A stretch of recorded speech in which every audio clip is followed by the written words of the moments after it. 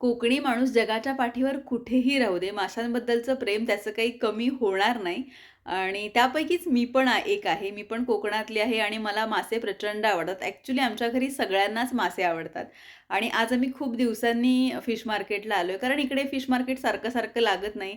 ट्रान्सपोर्टवाले मासे असतात, पण ज्या दिवशी फ्रेश असतात, ज्या दिवशी नवीन माल आलेला असतो, त्या दिवशी आम्हाला तो दादा फोन करतो आणि त्या दिवशी आम्ही घेऊन येतो.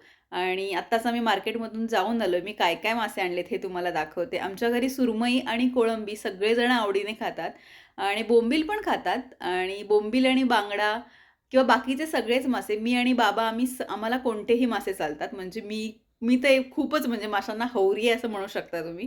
मला प्रचंड मासे आवडतात. त्यामुळे जे मासे आम्ही खाऊ शकतो ते मासे आम्ही घेऊन आलो. ॲक्चुअली हलव्यासाठी पण आम्ही विचारलं होतं, पण तोच म्हणाला, की हलवा फ्रेश नाहीये. त्याच्यामुळे हलवा घेऊ नका आणि मस्त सुरमई पण मोठी-मोठी होती आणि मी त्याला ना थोडी छोटी-छोटी स्लाईस करायला सांगते, पण ते त्याला जमत नाही. त्याला हीच साईज जमते असो आणि जेवढे मी आत्ता लागणार आहे, ते मासे मी काढून घेते आणि बाकीचे मासे मी डब्यामध्ये पॅक करून ठेवते, म्हणजे जेणेकरून मला नेक्स्ट डेला वगैरे होतील आणि छान मी स्वच्छ धुवून घेतलेत मासे आणि अगदी बेसिक मॅरिनेशन आहे. कोकम, आगळ, तिखट, मीठ, त्याच्यानंतर हळद आणि थोडीशी पेस्ट टाकलेली आहे आणि असं मॅरिनेशन करून मी थोडा वेळ ठेवून देते आणि नंतर मी तांदळाचं पीठ, रवा, त्याच्यामध्ये थोडंसं तिखट आणि मीठ टाकलंय आणि याचं कोटिंग करणार आहे. बरं आम्हाला तिघांना असं कोटिंगवालं आवडतं म्हणजे एकदम एकदम असं कुरकुरीत मासे आणि बाबांना मसाला फ्राय आवडतो आणि त्याच्यामुळे मी ते पण करणार आहे. पण मी आधी आमच्यासाठी करून घेते आणि या साईडला तोपर्यंत एका तव्यावरती मी इकडे बोंबील आणि कोळंबी याच पिठामध्ये मी थोडंसं घोळवून घेतलंय आणि ते फ्राय करायला ठेवलंय. कारण बोंबलाला थोडासा वेळ लागतो. स्लो गॅसवरती केला तर मस्त कुरकुरीत होतो आणि त्याच्यामुळे मी तिकडे ठेवलं. इकडे माझं सुरमईचं कालवण पण तयार आहे.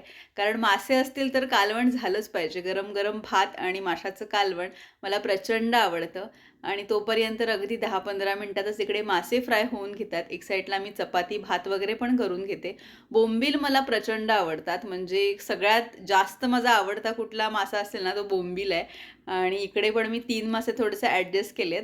कारण साईज खूप मोठी आहे आणि तोपर्यंत इकडे पण माझे मासे छान फ्राय झालेत आणि थोडीशी मी कोळंबी फ्राय केले आणि थोडीशीच मी अगदी अशी ग्रेव्हीमध्ये केलेली आहे. कारण अशी कोळंबीची ग्रेव्ही पण आम्हाला सगळ्यांना आवडते. कधी-कधी याच्यामध्ये मी बॉइल्ड एग पण टाकते, पण आज नाही टाकलं कारण ऑलरेडी खूप मासे झालेले आहेत आणि इकडे मी छान जेवायला वाढते. कांदा, लिंबू आहे, त्याच्यानंतर सुरमईचं सार आहे, कोळंबी फ्राय, बोंबील फ्राय, सुरमई फ्राय आणि चपाती. गरम-गरम भात आहे. भात मी आधी काही वाढत नाही आहे, कारण तो ताटामध्ये थंड होऊन जाईल.